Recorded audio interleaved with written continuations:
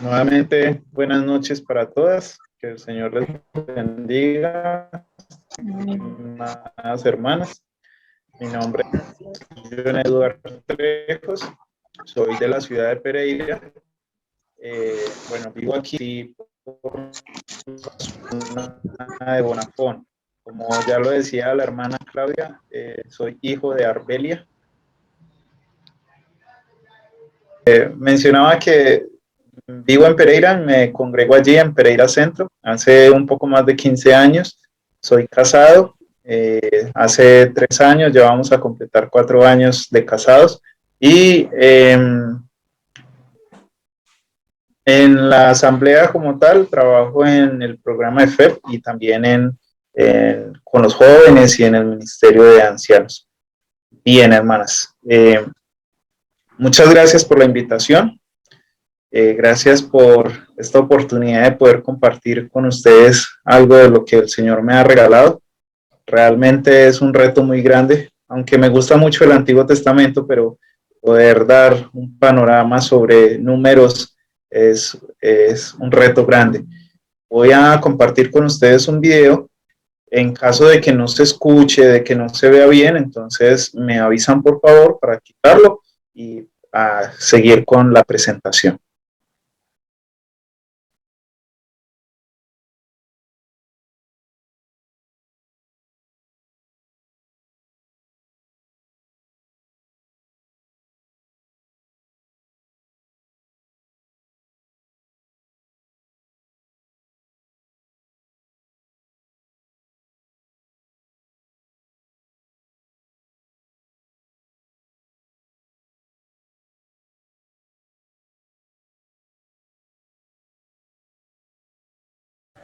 No se escucha.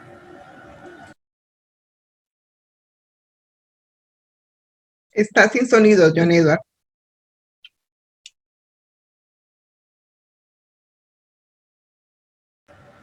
Cuando le das a compartir pantalla, hay un botoncito debajo que dice compartir sonido. Entonces allí ya puedes activarlo.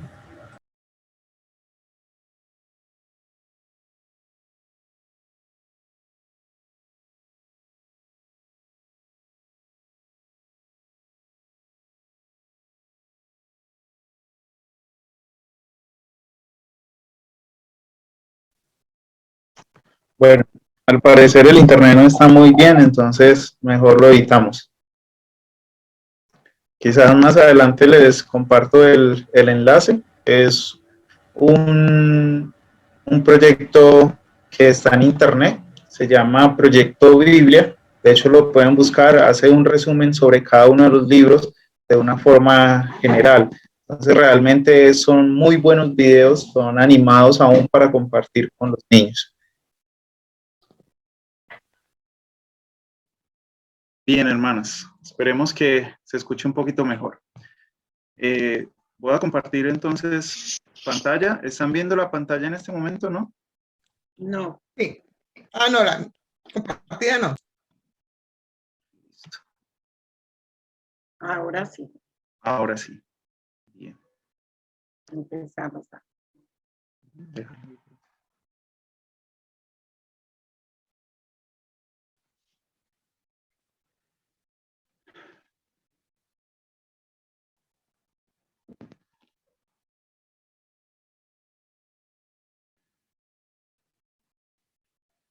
Muy bien. Para esta noche, entonces, la idea es compartir algunos aspectos generales sobre el libro de Números. Quizás el Señor también poco a poco nos va a ir mostrando algunas enseñanzas prácticas, algunas enseñanzas muy para nosotros hoy en día. Quisiera iniciar con un versículo o citando un versículo en Primera a los Corintios, donde dice, todas estas cosas fueron escritas para que nosotros tomásemos ejemplo. En Primera a los Corintios, capítulo 10, versículo 6, dice así, mas estas cosas sucedieron como ejemplos para nosotros, para que no codiciemos cosas malas como ellos codiciaron. Y el versículo 11 dice, y estas cosas les acontecieron como ejemplo y están escritas para amonestarnos a nosotros, a quienes han alcanzado los fines de los siglos. Así que el que crea estar firme, mire que no caiga. Entonces, durante mucho tiempo escuché de que el libro de Números era un libro bastante complicado para leer, que de hecho a veces la gente se aburría al leerlo porque decía, no, es que allí hay muchos números, hay muchas listas, hay muchos nombres, entonces uno no aprende nada de eso. Uno no aprende casi de ese número, de ese libro de Números, pero poco a poco el Señor me ha ido mostrando de que, como lo dicen estos versículos, hay enseñanzas grandísimas y ricas allí en este libro que entiendo que ustedes van a ir estudiando durante este mes y van a poder disfrutar de ello. Y van a poder ver todas las enseñanzas que Dios tiene para ustedes, para los que estudiamos este libro. Y aunque estamos miles de años mucho más adelante, aún así el Señor nos sigue hablando con todo lo que sucedió en este libro. Entonces, el libro en sí tiene su nombre debido a los censos que se hacen, o sea, porque hubieron varios censos, entonces el libro en sí de números recibe ese nombre números por todas las cuentas o por todos los censos que se hicieron en el libro como tal. Pero para el pueblo de Israel se conoce como pueblo en el desierto. Más que números dentro del canon, dentro de la Biblia o el Antiguo Testamento que ellos tienen, lo conocen como pueblo en el desierto. Un versículo que, o dos versículos que me llamaron bastante la atención y que podría resumir la idea de este libro, está en el capítulo 14, versículos 22 y 23. Esta es una versión nueva traducción viviente. Dice, ni uno solo de este pueblo entrará jamás en esa tierra. Todos vieron mi gloriosa presencia y las señales milagrosas que realicé. A medida que van a ir estudiando, se van a dar cuenta que ese pueblo que salió de Egipto, que ese pueblo que divagó tantos años en el desierto, lastimosamente perdió la oportunidad, perdió el privilegio de poder entrar a la tierra prometida. Una promesa que Dios les había dado, pero que debido a diferentes circunstancias de la vida de ellos, de la vida del pueblo como tal, evitaron que ellos disfrutasen de esa entrada a la tierra prometida. Posteriormente vamos a ver que los que entraron fueron aquellos que en ese caminar eran niños, esa nueva generación, pero toda la generación de mayores, de jóvenes y mayores que salieron de Egipto no pudieron ingresar. Bien, vamos a hacer un trasfondo para conocer un poquito. Es importante conocer de que a partir de Génesis capítulo 12, Dios hace una promesa a Abraham y le dice, salga de su tierra, váyase de su casa, deje a sus padres, deje todo y vaya a un lugar que yo le voy a indicar. Si usted hace eso, yo le voy a hacer una gran nación. Yo le voy a dar un pueblo innumerable. Usted va a ser una bendición, no solo para su pueblo, sino que va a ser de usted, va a venir una bendición para toda la humanidad. Y es allí, en Génesis 12, donde inicia el nombre del pueblo de Israel. Antes de Génesis 12, conocíamos la humanidad, hombres muy importantes, como Adán, como Noé, como Caín, como Abel, aún Eva. Conocemos muchos personajes importantes antes de Génesis 12, pero en Génesis 12 como tal inicia la idea del pueblo de Israel. Después de Génesis 12, Dios le da la promesa a Abraham, pero esa promesa parecía imposible de realizarse. Y aún así, cuando nadie lo pensó, cuando todos lo dudaron, llegó Isaac. Empezó a cumplirse la promesa. Después de Isaac llegan dos personajes muy importantes, que son los hijos de Isaac, y son Esaú y Jacob, que finalmente se convirtieron en dos pueblos también. Esaú se convirtió en el padre de un pueblo que finalmente tuvo una tendencia a ser un poco enemigo de Dios o del pueblo de Dios. Y por medio de Jacob siguió esa descendencia hacia el pueblo de Israel. Esaú era el primogénito, era el que debía haber recibido la promesa, pero recuerdan que lo vendió por un plato de lentejas. Luego Jacob tuvo 12 hijos. Son los 12 hijos de donde salen las 12 tribus de Israel. Más adelante, ahí en Génesis al final vemos que Jacob, cuando está muriendo, bendice a cada uno de los hijos, y dentro de esos hijos aparecen dos nietos que eran los hijos de José, que finalmente José, no conocemos una tribu que se llame José, sino que conocemos la tribu que son los dos hijos de José. Bien, pero antes de terminar Génesis, vemos que la Biblia nos muestra un periodo de hambruna, un periodo en el que dice que toda la tierra estaba sufriendo de hambre, excepto Egipto, porque Egipto había tenido un periodo de mucha abundancia de 7 años. Y durante esos 7 años estuvo gobernando un hijo de Jacob que se llamaba José. Creo que todos o la mayoría conocemos la historia de José, un hombre que pasó por situaciones realmente difíciles, pero que Dios le bendijo y llegó a ser un hombre realmente importante, segundo después del faraón de importancia allí en Egipto. Y ese hombre fue la pieza clave que Dios utilizó para que esa promesa que Dios le había dado en Génesis 12 pudiese continuar.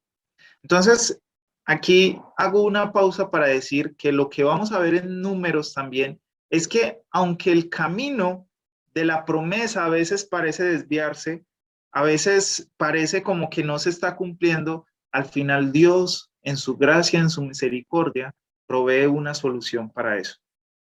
Después, el pueblo va a Egipto porque José invita a su padre y a sus hermanos a vivir en Egipto. El pueblo dice que se va a vivir a una ciudadela, por decirlo así, de Egipto, donde vivía solo el pueblo de Israel, un poco aparte de los egipcios. Sin embargo, en Éxodo capítulo 1 vemos la muerte de Jacob y también vemos la muerte de José. Y en ese capítulo 1 dice que el pueblo de Israel se volvió grande en número, tanto que los consejeros del faraón le decían, hay que hacer algo porque ese pueblo es mayor que nosotros y probablemente más poderoso que nosotros, entonces hay que hacer algo, y es allí donde el pueblo es esclavizado. Pero luego en el capítulo 2, a partir del capítulo 2, empezamos a ver otra promesa o la solución para que esa promesa pudiese continuar, y es el nacimiento de Moisés.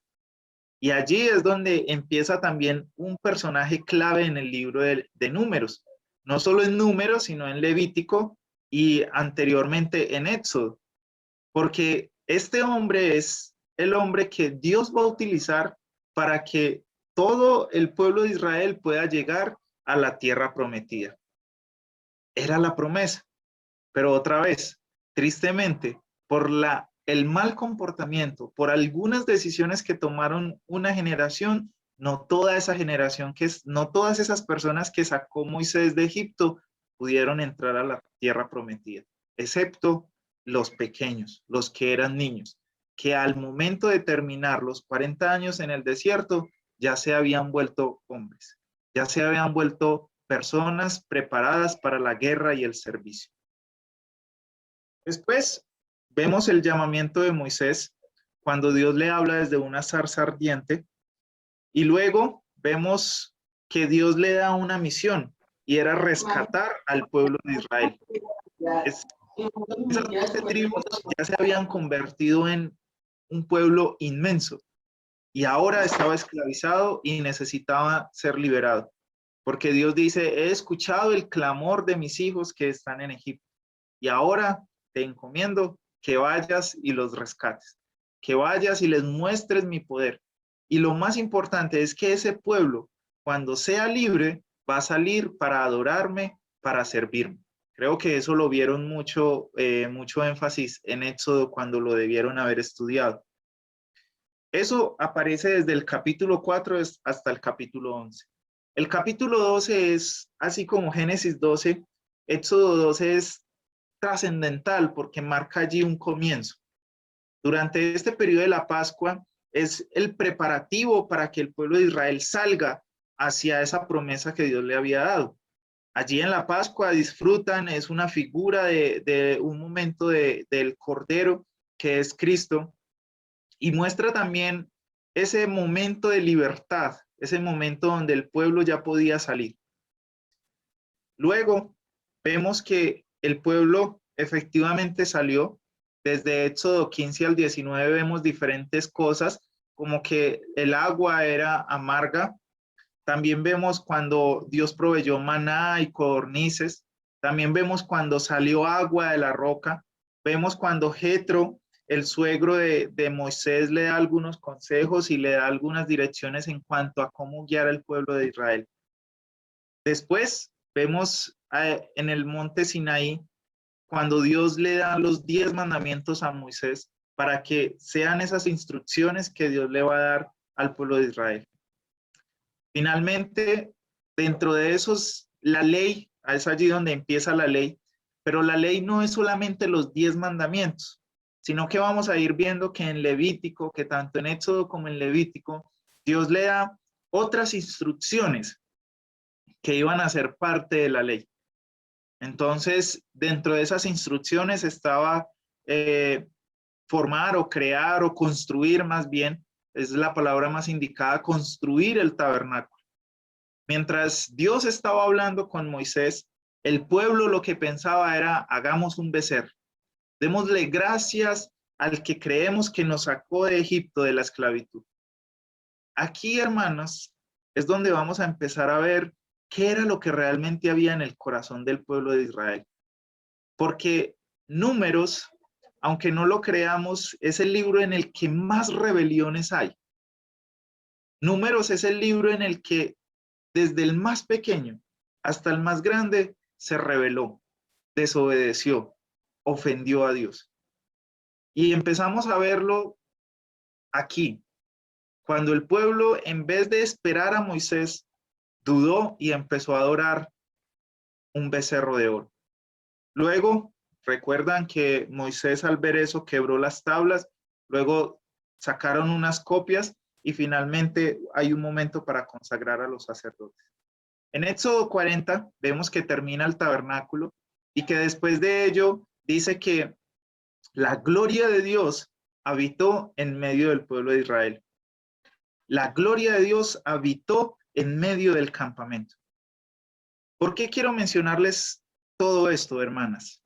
Porque tanto Éxodo como Levítico son los preparativos para el pueblo de Israel. Eran los consejos que Dios le estaba dando al pueblo de Israel. Dios le estaba diciendo, mire, compórtense de esta forma, hagan esto, caminen así, obedézcanme de esta forma. Tanto Éxodo como Levítico son preparativos, pero Números vemos que es el momento práctico, donde tristemente fallaron, donde tristemente todo eso que Dios les había dado como preparativo fue totalmente contrario. Y es allí donde quiero que tengamos presente una enseñanza para nuestras vidas, hermanas. El Señor nos prepara de muchas formas. El Señor nos da consejos por medio de su palabra. El Señor nos da consejos por medio de una prédica. El Señor nos da consejos por medio de una hermana, de otro hermano, por medio de un libro. ¿Qué estamos haciendo con eso que Dios nos está preparando? ¿Será que en el momento de la práctica, en el momento donde es necesario llevar a cabo aquello que Dios ya nos preparó, es todo lo contrario? Pensemos en eso. ¿Cómo estamos viviendo nuestras vidas? ¿Será que estamos permitiendo, como dice primera de Timoteo, a Timoteo, de que la palabra de Dios haga un efecto en nuestras vidas de tal forma que nos transforme, que nos corrija, que nos redarguya, que nos enseñe? Mire, son diferentes características que tiene la palabra de Dios en nuestras vidas o el consejo de Dios por medio de otros hermanos. Y lo que busca es corregir, enseñar, como regañar. Pero ¿será que a veces decimos, no, eso no es para mí? Eso es más bien para la otra hermanita. Eso es más bien para el otro hermano. Yo creo que eso no, en este momento no estoy sufriendo de esa enfermedad, por decirlo así, espiritual. Mire, el pueblo de Israel en el momento de la práctica rechazó todo lo que Dios le había enseñado. Porque nuevamente les menciono, desde el más pequeño hasta el más grande, causó rebelión. Cuando hablo del más pequeño hasta el más grande, quiero decir en autoridad.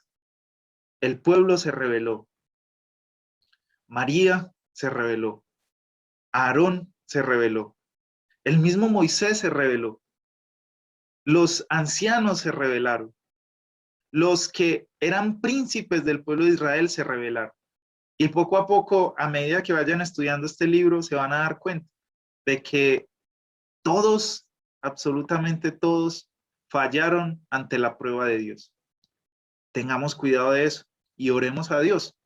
Por eso es que en 1 Corintios 10, al final, que el último versículo que leíamos decía, aquel que crea estar firme, mire que no caiga. Y el contexto es hablando acerca de lo que pasó con el pueblo de Israel. Dice que ellos desearon lo que no debieron haber deseado. Ellos siguieron lo que no debieron haber seguido, porque probablemente se creían muy fuertes. Pero recuerden, aquel que crea estar firme, mire que no caiga. Luego, entonces en Levítico, vemos otras instrucciones, pero eran ya instrucciones más espirituales. Era la forma en cómo Dios quería que el pueblo de Israel adorase a Dios. Era la forma en cómo Dios quería que el pueblo se comunicase con él. Y es allí donde da las 5 ofrendas que conocemos como las 5 ofrendas de Levítico, que cada una tiene un significado muy especial y deseo que lo hayan podido disfrutar cuando estudiaron el libro de Levítico. Además, encontramos el servicio de los sacerdotes. Allí en Levítico encontramos cómo el pueblo debía servir por medio de los sacerdotes. Cómo los sacerdotes eran esa conexión, cómo los sacerdotes eran los encargados de llevar a Dios las quejas, el pecado, la reconciliación del pueblo por medio de un cordero. Recuerdan que el sacerdote, el sumo sacerdote, era el único que podía entrar al lugar santísimo para llevar la ofrenda por el pecado del pueblo. Y aún así el sacerdocio, que tenía la responsabilidad más grande, falló allí en Números. Pero a pesar de todo eso, a pesar de la condición del ser humano, Dios tuvo misericordia y dio una solución. Dios dio oportunidades sin fin a este pueblo. Realmente dio demasiadas oportunidades y o ustedes especialmente las van a ir viendo durante este libro de Levítico. Luego vemos que se completa esa ley del pueblo de Israel, esa ley de Dios para el pueblo de Israel. Una ley que tenía aspectos morales, que tenía aspectos de convivencia y aspectos de salubridad. ¿En qué sentido, hermanos? Si ustedes miran las leyes que Dios le daba al pueblo de Israel, vemos que son esos 3 grupos. Son leyes que buscaban que el pueblo de Israel moralmente se confrontara con Dios o espiritualmente. Son leyes de cómo el pueblo tenía que comportarse tanto moral como espiritualmente. Pero también habían leyes que le enseñaba al pueblo de Israel a cómo convivir. Eran leyes que le decían acerca de si una persona mataba a otro, ¿qué tenía que hacer? Entonces, en algunas ocasiones restituirle, en otras ocasiones tenía que ir a un lugar seguro mientras unos jueces miraban si era culpable o no. ¿Qué pasaba cuando una persona le mataba un animal a otra persona? Entonces, ¿cómo debía solucionar todo ese tipo de conflictos? Por medio de unas leyes. Luego también le da unas leyes de salubridad, donde le decía, mire, si la mujer está en su periodo normal, pues en ese tiempo no era tan abierto, me imagino, pero decía que si tenía sangrado debía salir del pueblo. Si una persona tenía lepra, había una ley para esa persona que Dios las elevó en cierta forma a un nivel espiritual, todas esas leyes. Pero realmente lo que quería Dios también era enseñarle al pueblo a vivir de una forma diferente. Dentro de esas leyes de salubridad, habían leyes de animales que no podían comer o animales con los cuales no podían convivir. Luego encontramos finalmente en Levítico 23 en adelante las fiestas que Dios instituye y otras leyes también que le da al pueblo de Israel. Y después de todo ese preparativo, un año después, llegan de la salida de Egipto, llegamos a Números. Y en Números capítulo 1, vamos allí al capítulo 1 de Números.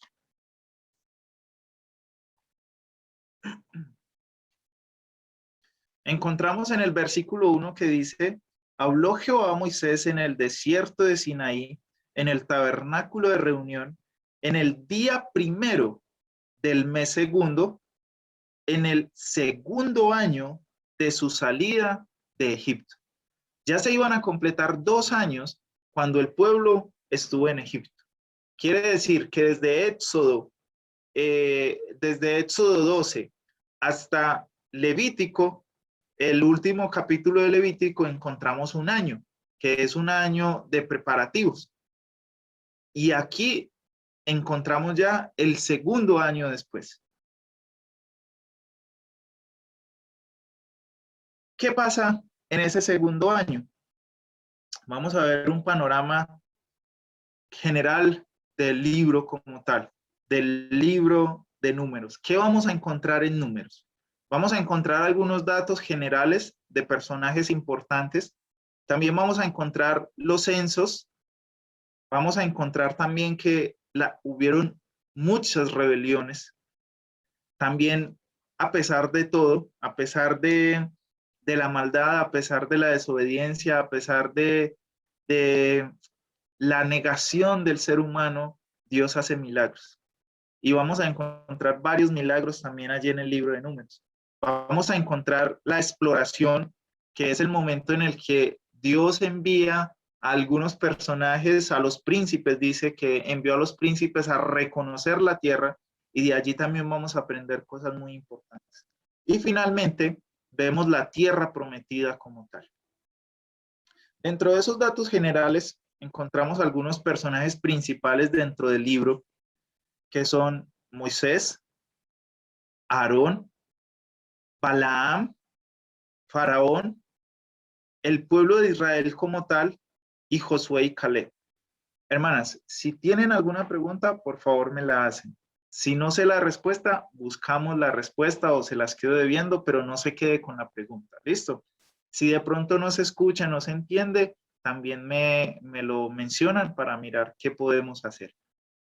Entonces, dentro de esos personajes importantes, vemos a Moisés como el líder, como la persona que Dios va a encaminar, como el conducto que Dios va a utilizar para hablar con el pueblo de Israel. Recuerdan que Moisés tuvo cierto temor, tuvo ciertas dudas, tuvo muchas excusas en el momento de su llamado.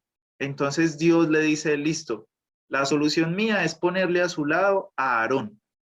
Él le va a ayudar, él le va a acompañar, él le va a aconsejar. Y pasó más allá de eso, llegó a ser el sumo sacerdote del pueblo de Israel. Es decir, la persona encargada de comunicarse con Dios de parte del pueblo. Eso era básicamente lo que hacía el sumo sacerdote, ser la voz del pueblo delante de Dios. Cosa contraria a lo que es el profeta. El profeta es la voz de Dios para el pueblo. Entonces es el conducto que Dios utilizó para que sus palabras fuesen dadas a un hombre que era el profeta, y ese hombre hablaba al pueblo. Y el sumo sacerdote era el que cogía las palabras del pueblo y se las daba a Dios. Encontramos otro hombre que era un sacerdote, pero pagano, como Balaam, encontramos un hombre terco como Faraón y encontramos un pueblo terco y sin temor de Dios como el pueblo de Israel. Pero lo especial del Antiguo Testamento y de estos libros del Pentateuco es que vemos, bueno, aún en los profetas también, vemos que Dios siempre tuvo un remanente. Dios siempre tuvo ese poquito que fue fiel para él. Dios tuvo ese poquito que no se postró ante Baal, como le dice a Elías. Tuvo ese poquito que realmente quiso obedecer. Y dentro de ese poquito está Josué y Caleb, dos hombres que diferenciaron de toda esa generación. Porque recuerdan que yo les había dicho que la generación que salió de Egipto no entró, excepto estos dos hombres, Josué y Caleb, y los que eran niños. Esos sí entraron a la tierra prometida. Algunas cosas importantes que vemos en el libro de Números acerca de Moisés es la comunión constante que tenía con Dios. Y creo que eso lo vieron también en Éxodo y en Levítico, que Moisés realmente era un hombre que tenía una relación íntima con Dios. Era una relación que no faltaba en ningún momento.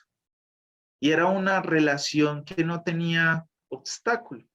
De hecho, vemos que había mucha confianza de parte de Moisés al momento de hablar con Dios.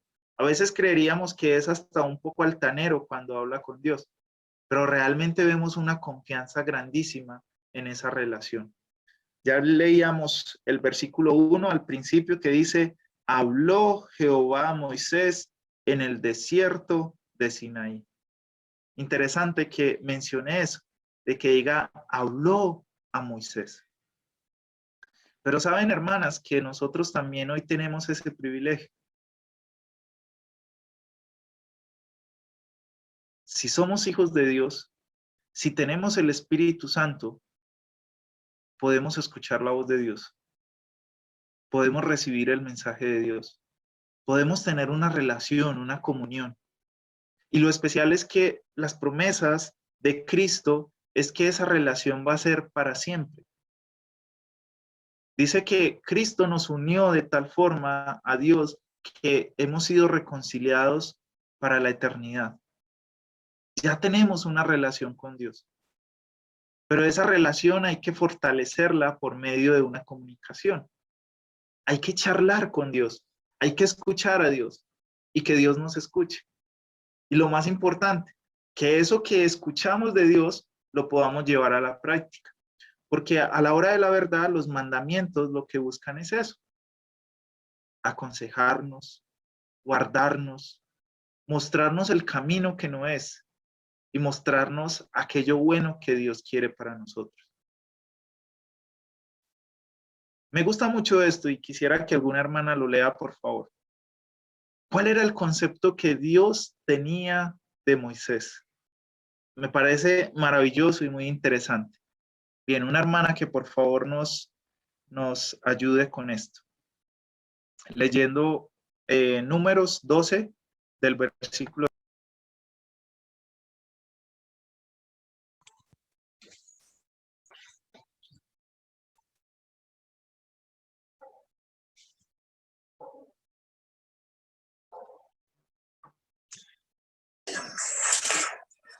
Y él les dijo, sigan, hermana. y él les dijo, oíd ahora mis palabras, cuando haya entre vosotros profeta de Jehová, le aparecerá en visión, en sueños hablaré con él. No así a mi siervo Moisés, que es fiel en toda mi casa. Cara a cara hablaré con él y claramente, y no por figuras, y verá la apariencia de Jehová, porque pues no tuviste temor de hablar contra mi siervo Moisés.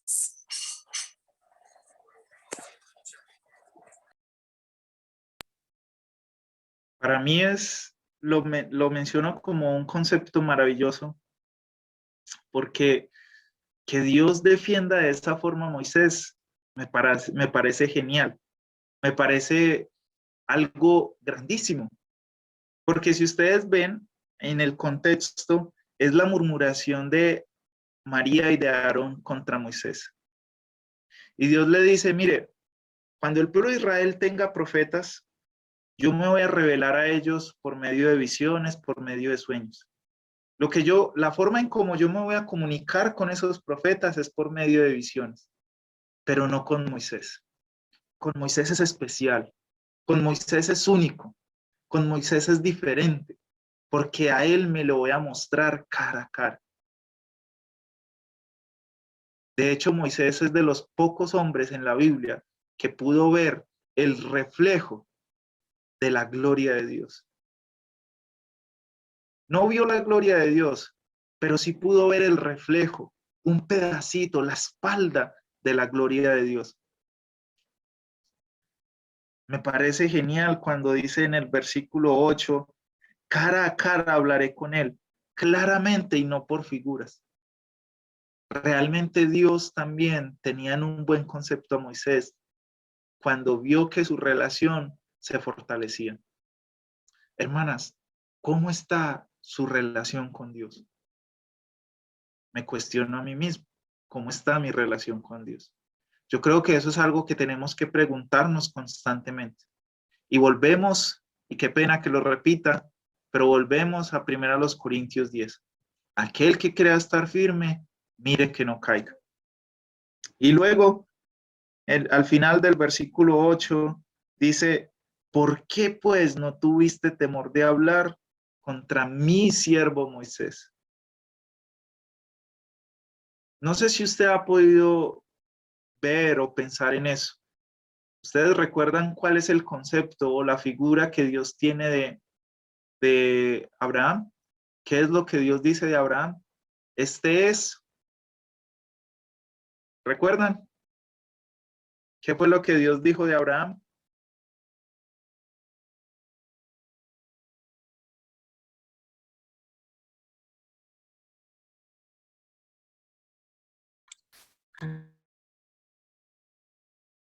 ¿Alguna recuerda o lo ha escuchado? ¿Cómo llama Dios a Abraham?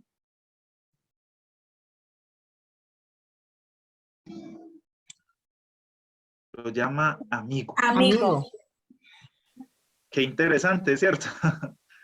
Que Dios diga, a este hombre lo voy a llamar amigo. ¿Ustedes recuerdan cómo llama a David? Varón conforme a su corazón. Sí. Dice, este es un nombre conforme a mi corazón. De Job dice, no hay ningún hombre como él en toda la tierra, varón temeroso de Dios. Hermana, piense, ¿qué concepto tiene Dios de usted? ¿Cuál es el título que Dios le da a usted?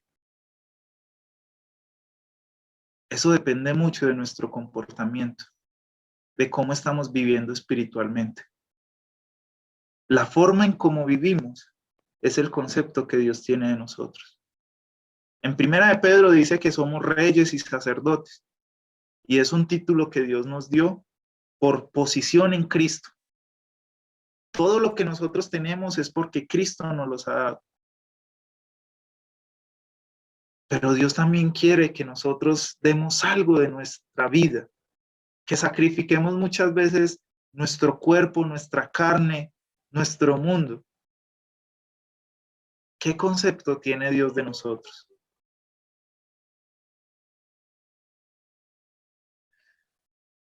Y otra característica de Moisés o en esa relación es que Moisés era un hombre de oración. Por favor, una hermana que lea Números 7:89.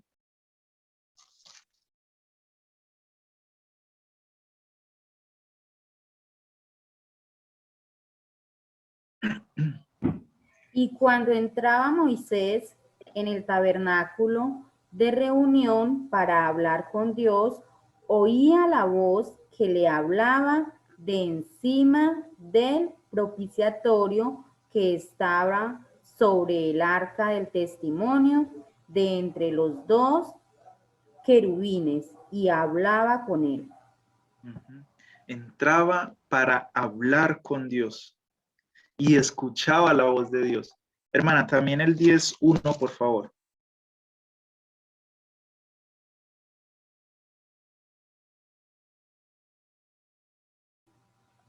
Y Jehová habló a Moisés diciendo. Y Jehová habló. Era una comunicación en ambas direcciones. Y recuerden, cuando oramos a Dios, también hay una respuesta de Dios, que a veces no es la respuesta que nosotros queremos, pero hay una respuesta de Dios. Perdón, ¿cuánto tiempo me queda?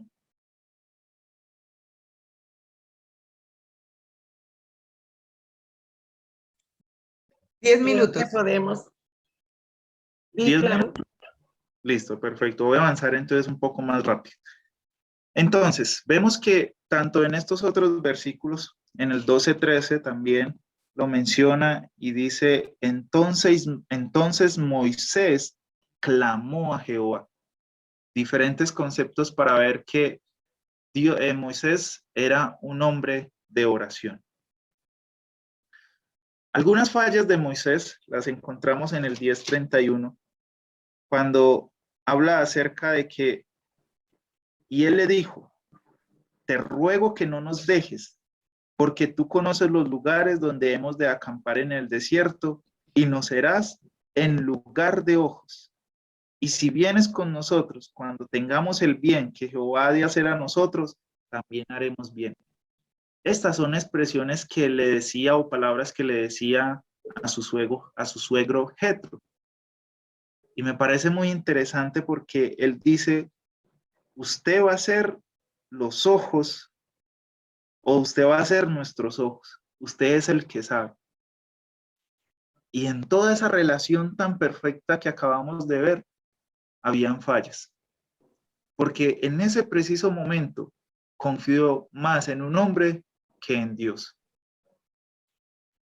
Y hermanas, la palabra de Dios en Romanos capítulo 6 y 7 nos dice que en nosotros hay algo, hay una ley que dice que cometemos pecado, de que fallamos. Pero Primera de Juan también dice que si confesamos nuestros pecados, Él es fiel y justo para perdonar nuestros pecados. En el momento en nuestra carne no podríamos tener una vida perfecta, sin mancha, sin pecado, ninguno de los días. No es una justificación para que vayamos y pequemos, no, sino que debe ser una motivación a tener una relación más perfecta con Dios. Y dentro de esa relación, aunque a veces hay fallas, debemos acudir a Él para corregir esas fallas, para corregir esos pecados. Y esto fue una de esas. Y les cuento, hermanas, para mí, ayer y hoy este versículo ha sido perdón la expresión, una cachetada para mi vida. Estaba en un proyecto con un hermano y este hermano se retiró. Y el día de ayer y hoy ha sido como muy duro porque yo pensaba, bueno, ¿y ahora qué voy a hacer? ¿Cómo sigo? ¿Cómo saco este proyecto adelante? ¿No? Él era el que sabía cómo hacerlo, él era el que tenía los contactos, esto, lo otro, tal. Y hoy pensaba y decía como, bueno, ¿mi confianza está en esa persona o mi confianza está realmente en Dios? No sé si a usted le ha pasado, pero hermanas, nuestra confianza debe estar siempre en Dios. Sabe Dios mucho más que cualquier hombre. Otra falla de Moisés está allí en el capítulo 20, versículo 8. Sé que más adelante la van a estudiar y la parafraseo, es el momento en el que en el versículo 8 Dios le dice, háblele a la peña y ella va a brotar agua. Pero ¿qué hizo Moisés? Dice, entonces el versículo 11, alzó Moisés su mano y golpeó la peña. El líder cometió rebelión porque hizo todo lo contrario a lo que Dios le había dicho. Algunos aprendizajes de Moisés, lo vemos en el 11:17. Este es muy importante, dice, yo descenderé y hablaré allí contigo, y tomaré del espíritu que está en ti y pondré en ellos. Luego en el 11:28, este es varios versículos muy similares. Entonces respondió Josué, hijo de Nun, ayudante de Moisés, uno de sus jóvenes, y dijo, Señor mío Moisés, impídelos. Y Moisés le respondió, ¿tienes tú celos por mí? Ojalá todo el pueblo de Jehová fuese profeta, y que Jehová pusiere su espíritu sobre ellos. Y desde el 11 al 14, dice, ¿por qué has hecho mal a tu siervo y por qué ha hallado gracia en tus ojos? ¿Has puesto la carga de todo este pueblo sobre mí? Luego muestra la historia, pero lo que quería mencionar es que el aprendizaje más importante de Moisés en este punto es trabajar en equipo. Hermanas, no estamos solos espiritualmente. Debemos trabajar en equipo en nuestras asambleas. Debemos trabajar en equipo en nuestras familias. Debemos trabajar en equipo en nuestras iglesias a nivel nacional. Debemos dejar a un lado esos pleitos, esas enemistades, a veces hasta territorios de que algunos quieren sobresalir porque son la capital o porque son la asamblea más grande. No, hermanas. Ojalá pudiésemos decir aquí como Moisés, no tener celo de los otros, sino por el contrario, ojalá ellos también creciesen. Ojalá las otras hermanas también avanzasen. Debemos aprender a trabajar en equipo. Eso es algo muy importante. Bien, vemos 7 censos en el pueblo, en el número de Levítico, en el libro de Números, perdón. El primero, voy a mencionar solo 4 que son los más importantes, o para mí son los más importantes. Y el primero es cuando Dios manda a que censen a los hombres que estaban disponibles para la guerra. Recuerden que el pueblo de Israel tenía que vencer a los pueblos que estaban en la tierra prometida. Dios les dio esa tierra, pero allí habían personas, otros pueblos. Entonces, el pueblo de Israel debía prepararse para tomar esas tierras. Este primer censo, habían aspectos muy importantes que Moisés debía tener en cuenta. Sucedió en el monte Sinaí y debía ser hombres de 20 años en adelante. Y lo más importante es que eran hombres que estuviesen aptos para la guerra. Luego el segundo censo es acerca de los levitas. Entonces debía ser cada varón de 1 mes o más. Interesante que el servicio está en toda nuestra vida. Totalmente contrario a los guerreros. Debían ser de 20 años en adelante. Pero el servicio, hermanas, aún los más pequeñitos, aún los niños, sus hijos, sus nietos, debemos enseñarlos a que sirvan al Señor. De esas levitas salían 3 clanes principales. Eso los encuentran en el capítulo 4, 5 y 6. Y allí también están las funciones que desarrollaba cada uno de esos clanes. Los coatitas, moabitas y gersonitas. Cada uno tenía una función especial en ese servicio. Y en el capítulo 8, versículo 24, encontramos el periodo del servicio de esos levitas. Entonces, el 8:24 dice, los levitas de 25 años arriba entrarán a ejercer su ministerio en el servicio del tabernáculo de reunión. Y también tenían un tiempo donde debían cesar ese servicio. Pero después, después de los 50 años, cesarán de ejercer su ministerio y nunca más lo ejercerán. Pero eso no quiere decir que dejaban de servir. El versículo 26 dice, servirán con sus hermanos en el tabernáculo de reunión para hacer la guardia, pero no servirán en el ministerio. hermanas, no deben frustrarse, no debemos frustrarnos porque pueden llegar a una etapa en la que ya no pueden trabajar de la misma forma que hacían antes. A las hermanas que están jóvenes les motivo a que dediquen su mayor esfuerzo para servir a Dios en este momento que tienen más fuerzas. Y las hermanas que ya están avanzadas de edad pueden servir en otras áreas, pero pueden servir. Y lo importante es que sirvan a Dios. No se frustren porque no pueden hacer lo que los jóvenes hacen. Pueden servir de otras formas.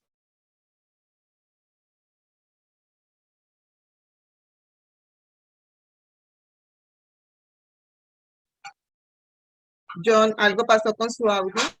Para servir a Dios. Ok. No, ya. Listo. Encontramos algunas revelaciones y aquí pues ya voy a terminar con esto, hermanas. Tomen un pantallazo, tomen una foto o yo puedo compartir esta presentación con la hermana Melba o con la hermana Claudia y ella se las comparte a ustedes porque ya se agotó el tiempo. John, estábamos aquí comentando por el interno con Melvita. Si quiere, termine su presentación y las compañeras de oración las compartimos por el grupo de WhatsApp. Entonces, para darle unos 10 minuticos más, ¿sí? ¿Te parece? Está interesante la cosa. Muchas gracias, hermano. Entonces, aquí en la primera rebelión, en Números 11, del 1 al 10, vemos que el pueblo de Israel se rebela contra Dios. El pueblo de Dios, el pueblo de Israel se queja contra Dios. En el versículo 4 dice, y la gente extranjera que se mezcló con ellos tuvo un vivo deseo. Y los hijos de Israel también volvieron a llorar y dijeron, ¿quién nos diese de comer carne? Nos acordamos de todo lo que comíamos allá, ¿cierto?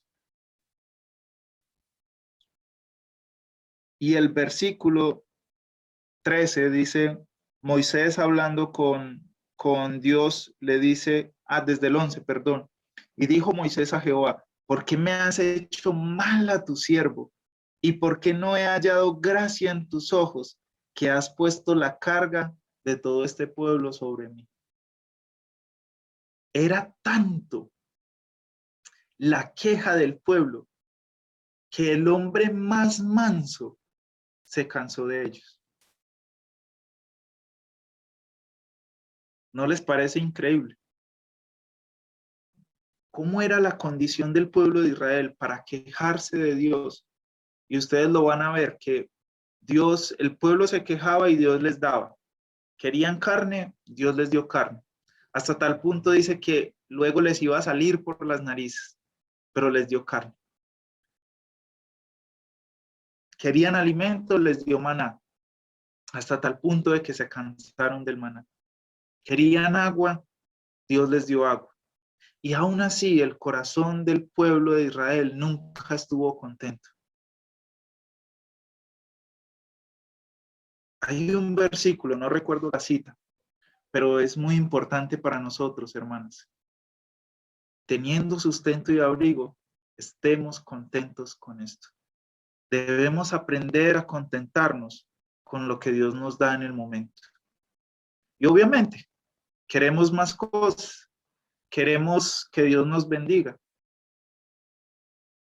Pero si eso es lo que más nos importa, si eso es lo que nos quita la paz, si eso es lo que nos evita servir o reunirnos, hermanas, Dios no nos lo va a dar. Porque en Salmos dice, la bendición de Jehová llega en su momento y no estorba. La bendición de Jehová no nos va a hacer daño. Y por eso es que probablemente hay cosas en las que Dios no nos bendice o no nos da, porque sabe que más que un bien es hacer un daño. Por eso, hermanas, aprendamos a contentarnos con lo que Dios nos da. Luego en el capítulo 12 vemos que también Aarón y María, ya lo habíamos mencionado, se rebelaron. Luego en el capítulo 16 vemos la rebelión de Coré. uno de los ancianos del pueblo de Israel. El pueblo se rebeló, un anciano se rebela, el sumo sacerdote se rebela. Eso quiere decir que el pueblo como tal está contaminado de rebeldía, está contaminado de rebelión, está contaminado de pecado. Pero siempre, siempre la gracia de Dios prevaleció. Y cuando vean estas rebeliones a profundidad van a encontrar que Dios dio la solución para que la gracia sobresaliera sobre el pecado. Luego, en el capítulo 21, del 4 al 9, encontramos una de esas soluciones. El pueblo, todo el pueblo otra vez vuelve y se queja. Y Dios da una solución. Y es que hagan una serpiente de bronce y el que la mire por fe iba a ser salvo, porque Dios envió serpientes para castigar al pueblo. Y dice que eran serpientes con veneno increíble. Pero el que viera la serpiente que estaba en el asta, ese iba a ser sanado. Y es maravilloso cuando Jesús habla con Juan y le dice, en Juan 3, le dice, así como la serpiente fue levantada por Moisés, es necesario que el Hijo del Hombre sea levantado. Es decir, que el Hijo del Hombre, a Cristo, es a quien vamos a ver para recibir la gracia. Y si en esta noche hay alguna persona, alguna de ustedes que no es hija de Dios, tiene la oportunidad de arrepentirse, tiene la oportunidad de conocer por la gracia al único que le puede salvar eternamente.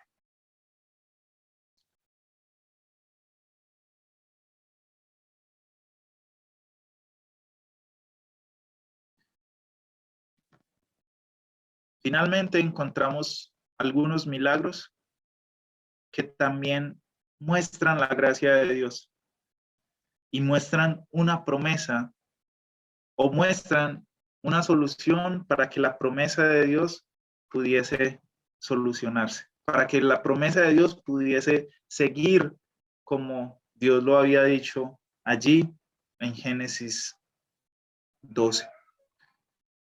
Dentro de la exploración a la tierra prometida, los capítulos 13 y 14, que ustedes van a ver, hay algo muy interesante y algo que quiero que piensen, hermanas, y es que Dios nunca miente. Dios nunca se va a equivocar, nunca va a fallar. Solo que a veces nosotros queremos cambiar el mensaje de Dios a nuestra conveniencia. Cuando Dios envía a los 12 espías, cuando Dios le dice a Moisés y a Aarón que envíe los 12 espías, y ellos regresan en el capítulo 13, versículo 27, ellos regresan y dicen, y les contaron diciendo, nosotros llegamos a la tierra a la cual nos enviaste, la que ciertamente fluye leche y miel, y este es el fruto de ella. Mire, ellos mismos dicen, o sea, lo que Dios nos dijo es verdad. Dios nos dijo que esa tierra fluía leche y miel, que era maravillosa, que era abundante, que era una bendición. Es verdad. Pero vimos también gigantes, pero vimos que las tribus o los pueblos que viven allá tienen murallas. ¿Y por qué menciono esto, hermanas? Porque a veces confiamos en Dios a medias. Como que lo que nos conviene, así, eso sí, yo eso lo creo. Eso es verdad, Dios no me miente en eso. Y saben, Dios les dijo, yo los voy a introducir a esa tierra. Yo les voy a entregar los pueblos que hay en esas tierras. Yo les voy a dar la libertad allá en esas tierras. Pero ellos solo confiaron en una parte y dudaron en la otra. Porque dudaron de que Dios realmente les iba a entregar esa tierra, excepto Josué y Caleb. Porque Josué y Caleb dice, sí, eso es verdad, pero nosotros vamos de la mano de Dios y podemos derrotarlos. Luego, en el capítulo 10, ustedes van a encontrar algunos preparativos para entrar a la tierra prometida, y son las trompetas. Esto es importante porque también en Samuel lo van a encontrar. Cuando está David reinando, entonces hay algunas ocasiones en las que se mencionan estas trompetas. Y estas trompetas básicamente lo que hacían era dar una información. Entonces, dependiendo la duración del trompetazo, tenía una convocación, o era para ancianos, o era para la guerra, o tenía todo un propósito. Luego, en el capítulo 14 encontramos que solo los hijos o solo los niños que crecieron allí en la tierra, ya lo habíamos mencionado, en el desierto, fueron los que entraron a la tierra prometida.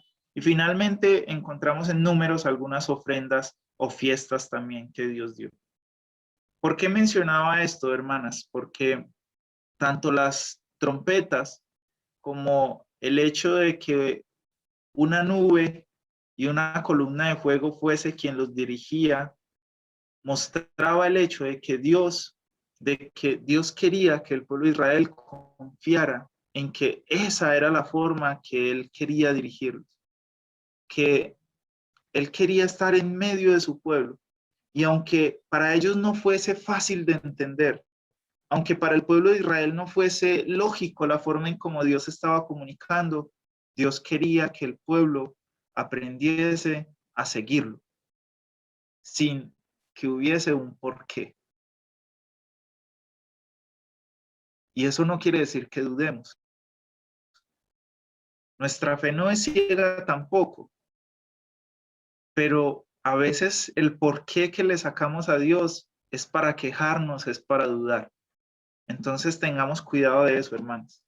Y una de las cosas más importantes que yo podría sacar de este libro de Números, y dentro de esa introducción poder motivarles a que lo encuentren a medida que van estudiando poco a poco, es que Dios desea que confiemos en Él. Porque si ustedes ven todas las rebeliones que el pueblo de Israel tuvo en Números, Dios ya le había dicho que les iba a dar eso. Y de hecho no era necesario que se rebelaran, porque si le hubiesen pedido a Dios, Dios lo hubiese dado. Pero fue la actitud del pueblo la que hizo que Dios se enojara con el mismo pueblo. Entonces, tengamos cuidado, hermanas. ¿Será que lo que estamos escuchando de la palabra de Dios lo estamos poniendo en duda, o a toda hora es ese por qué? Pero ¿por qué? ¿Por qué? ¿Por qué Dios? ¿Por qué Dios? Pero es un porqué de duda, es un porqué de no confianza. Tengamos cuidado.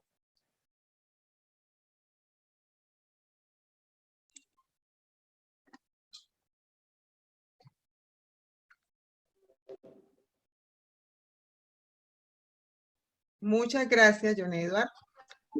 John Edward, muchas gracias. Que el Señor los siga bendiciendo y utilizando para su honra y su gloria. Hermanos, a ustedes por la invitación una vez más.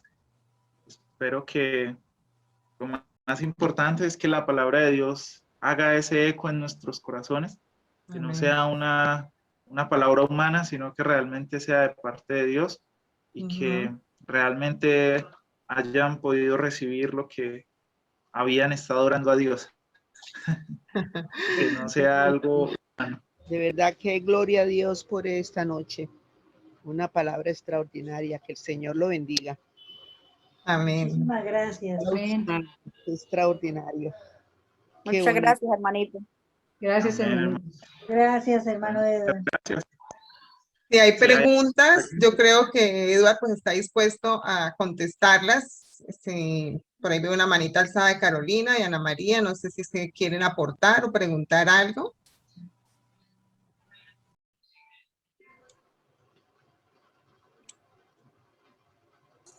No, era una manita de agradecimiento.